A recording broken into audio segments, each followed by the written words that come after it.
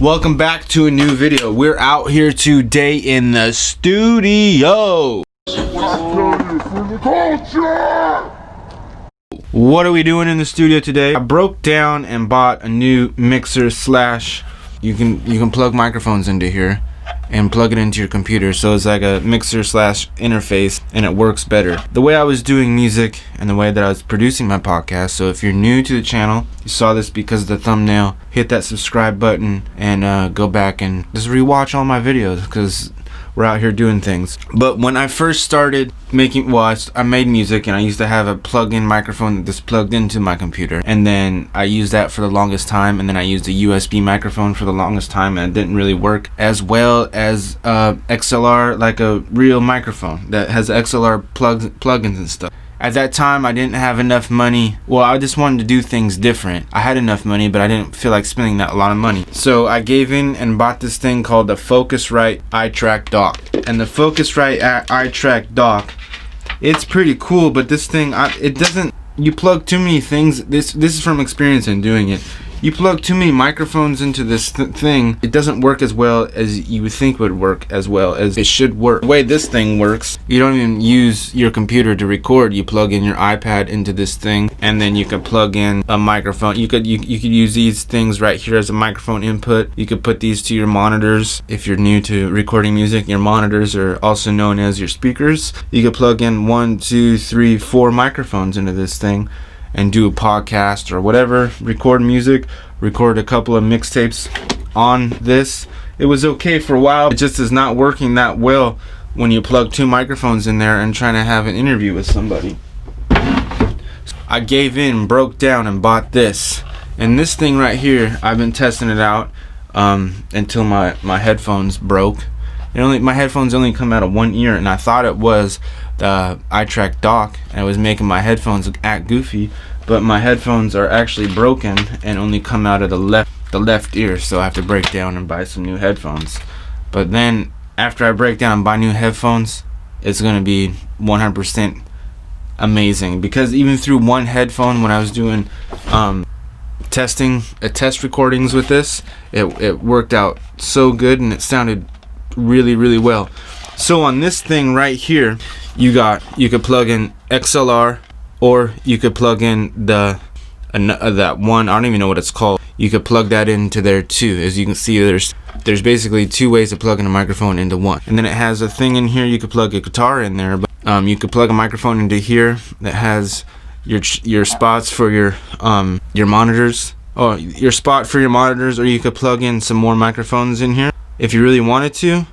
Just have a full setup, so you could plug in 1, 2, 3, 4 microphones in there and just run it like that and have it run through your monitors.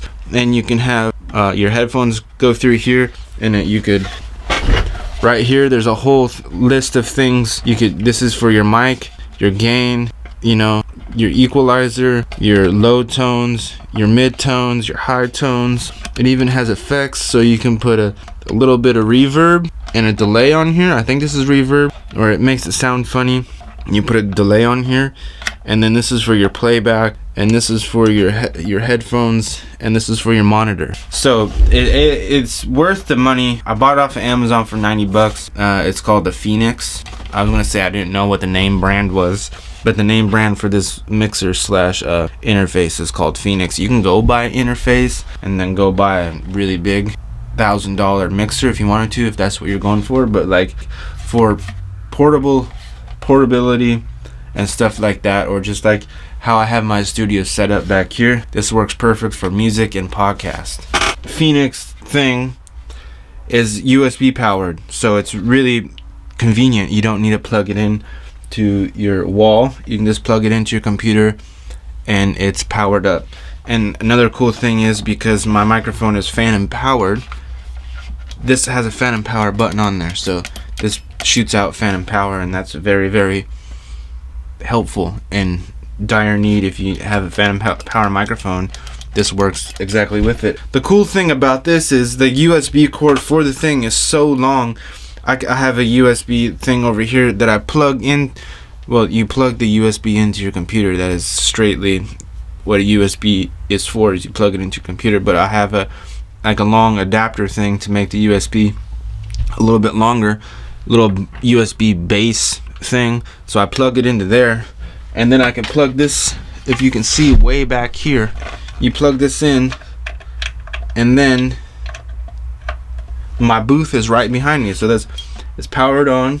I have this doodad to make my headphones longer, so I would plug it into here, plug in my microphone right there, and then this is the levels for the microphone. Phantom power, you see the button is on, and you could turn your microphone up and down. And then in my booth I have the microphone, and I drilled some holes out right here to have the cord come out for the headphones, and the XLR cable cord goes right back through the hole that I drilled right there. And the microphone's set up right there on just some, I don't even know, I just bought that because it was the cheapest thing that I could find to hold the microphone up.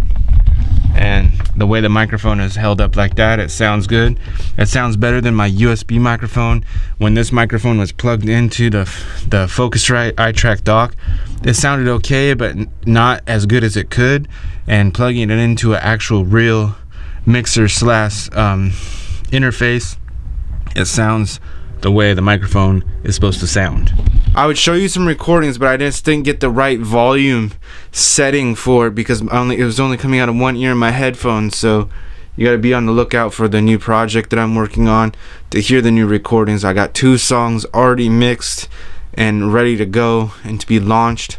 I'm gonna be getting them up and loaded. I'm gonna be figuring out a way to get it on iTunes and get a way to get it on Spotify and all the platforms, like, because I have a bunch of music that I want the world to hear. It's like, yeah, I make the music for myself and for my homies to listen to, but it's like I want to broaden my horizon because this is the way to do it, to grow bigger and get a bigger audience. So that's my next move, to get this music done and get it on iTunes and Spotify and just get it ready to go, and become an independent artist. We don't need record labels around here because it's 2020 and we're doing things ourselves. I've always been doing things myself since day one, because I feel confident now to where there's like my beats and my music, I like listening to it. Like, it sounds good in all types of headphones that I will listen to it. It sounds good in my car. I always do the car test. If you're new to recordings, like my suggestion is to record everything, mix it down, and then go listen to it in your car. And if it sounds good in your car, you got it good. And if it sounds good in your headphones, it's okay too. But that's just that's what I do. I make like 2 or 3 different mixes, and whichever one sounds the best, that's the one that I roll with. Some people, not the people that I'm close to, some people that I'm close to don't understand the YouTube thing.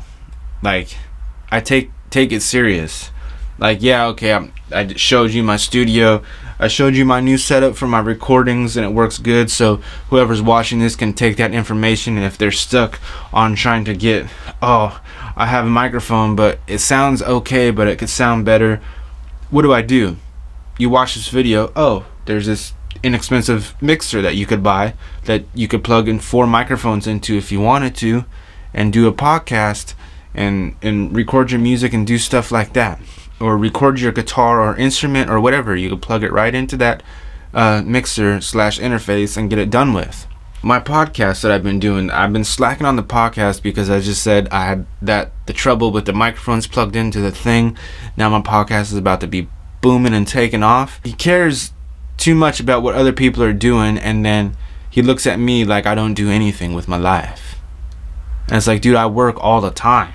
You don't think making these videos, producing the music for the videos, even though that like making beats is fun and I like doing it as a hobby, and now I'm up to the point where it's like I know I can make money off my music and make money off of my beats, and they don't understand like what making beats, like all the records, you can see part of the records that I have over here is like sampling. They don't understand the concept of like making the hip-hop beats or making music in general. They're like confused. I have the podcast, I Speak the Truth. My circle is really small these days because it's like I'm the truth teller and I speak from the heart, and I wear my heart on my sleeve, and it's like I want to get stuff out, and I know I can get stuff out, and I'm going to be getting stuff out, but there's these persons that don't think that I don't do anything, or it's like I'm lazy and I just out here just doing nothing when I'm really actually out here working and creating. Even though that's like I'm not getting paid for the music right now, once I get this stuff established and get it onto the Spotify and onto the iTunes, even with the 2 podcasts that I've done, they're on Spotify and I'm making money off them. Not enough money right now to live off of, but the podcast, the 2 episodes that I have are making money.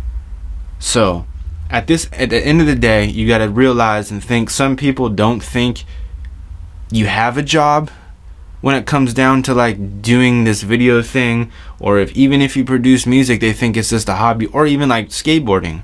Oh, you skateboard? Yeah, I'm a professional skateboarder. Oh, you get paid to skate? Isn't that like a toy? Maybe not now, but like long time ago, that's the way it used to be. Like, oh, you skateboard? That skateboarding thing, I used to work at a skate park and basically was getting paid to skate around the skate park to make sure nobody was getting hurt. So technically I was getting paid to skate because I would go there and skate everything there with the people. I would just have a shirt on that said staff, so I was getting paid to skate. And I would tell people that because it was cool to say, oh, what are you doing? I work at the skate park. I basically get paid to skate. Oh, you skateboard? How does that work? Dude, I'm paying my bills. I skate, I get money, and my bills are paid. I have gas in my car. I have food in my stomach. I'm not hungry. I'm not struggling. I did everything myself. So it's like the podcast, the music, the YouTube. It's like I built all this myself. And if you don't understand it, sit down and understand. Like learn about it and understand what I'm doing. Don't think it's just a fucking joke. I'm sorry, I went on a rant. But I want to say thank you for watching. Thank you for liking. And we're out here Monday and Friday. Peace out.